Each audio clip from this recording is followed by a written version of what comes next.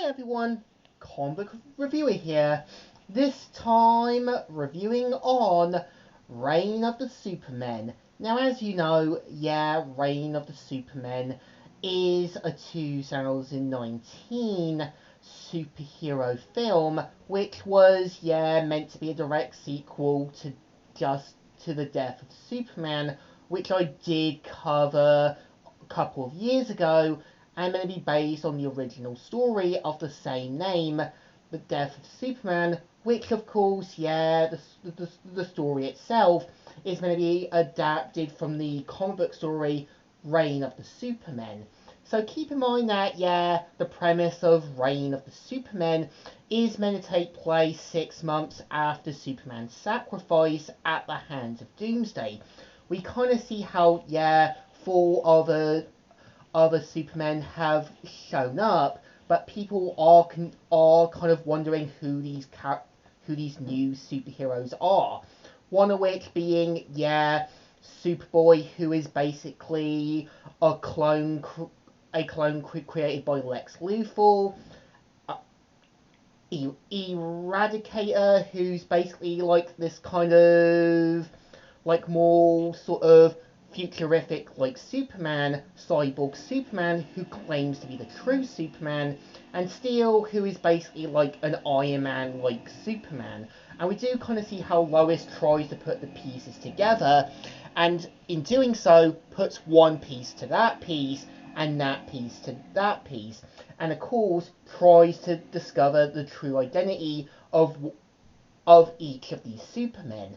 I think while the story does a good job in kind of trying to build up this whole mystery for non-comic book fans, but the problem is I think the story feels like it's trying to continue the whole Darkseid storyline, which I can see that they wanted to kind of keep the story going. But the problem is, I think, there was so much potential with Cyborg Superman.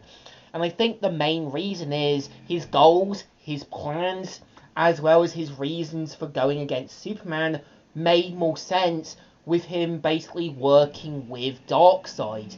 And I think the problem with the film, it doesn't really know what to do with these other four Supermen. I think if it focused on Cyborg Superman being the sole sort of Superman, it would make more sense. And you could even change the story to Reign of the Cyborg Superman. It would have given this more Frankenstein's monsters storyline, which I think would have made more sense and made him the main focus and given the sense of false hope to the people of Metropolis, which did happen in the movie.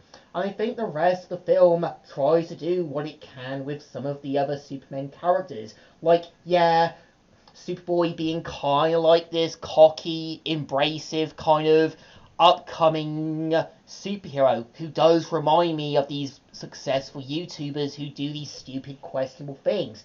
We do kind of see how Steel kind of gets inspired by Superman.